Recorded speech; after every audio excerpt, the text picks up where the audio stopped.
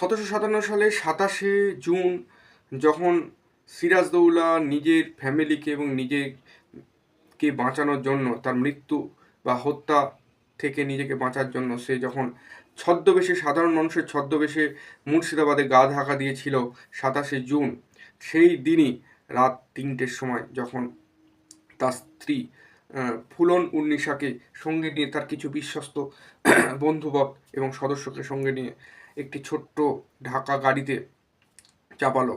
সেই সময় মির্জাফরের ছেলে মিরান এবং রবার্ট ক্লাইভের কিছু সদস্য মুর্শিদাবাদের ধন সম্পত্তি রত্ন গণনার দিকে ব্যস্ত, নিজের স্বার্থ চরিতার্থ করতে ব্যস্ত। তখন নিজের প্রাণ বাঁচানোর জন্য 27শে জুন রাত্রিবেলা, পরের দিন রাত্রিবেলা 3টের সময় উদ্দেশ্য দেয় ভগবান গোলার দিকে। সিরাজদৌল্লা প্রতিটা মুহূর্তে সন্তর্পণে এগিয়ে যাচ্ছে। প্রথমে তারা গিয়েছিল ভগবান গোলায়। ভগবান গোলা তার সাথী ছিল তার বিশ্বস্ত কিছু বন্ধু এবং বিশ্বস্ত কিছু হিজড়ে। তাহলে বোঝা যাচ্ছে হিজড়েরাও তার সাথে, অর্থাৎ সিরাজদৌল্লার সাথে সাথ দিয়েছিল। ভগবান গোলায় দুদিন থাকার পর তারপরে রাজমহলের দিকে উদ্দেশ্যে রওনা দিয়েছিল। রাজমহলের উদ্দেশ্যে রওনা দেওয়ার পরে রাজমহলে যখন পৌঁছায় সিরাজদৌল্লা, তখন ছদ্মবেশে ছিল।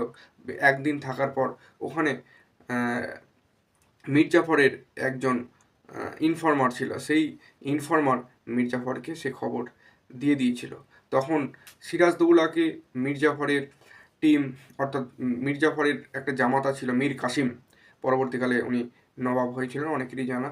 মীর কাসিম তার সৈন্য নিয়ে ভাগীরথী নদী পার হয়ে এই রাজমহল ঘিরে নিয়েছিল এবং রাজমহল ঘিরে নেওয়ার ফলে সিরাজদৌল্লা আর রাজমহল থেকে বেরোতে পারেনি। অর্থাৎ সিরাজদৌল্লা ওখানেই আটকে পড়েছিল এবং সিরাজদৌল্লাকে সঙ্গে সঙ্গে ওখানে গ্রেপ্তার, মানে ক্যাপচার করে নেওয়া হয়েছিল।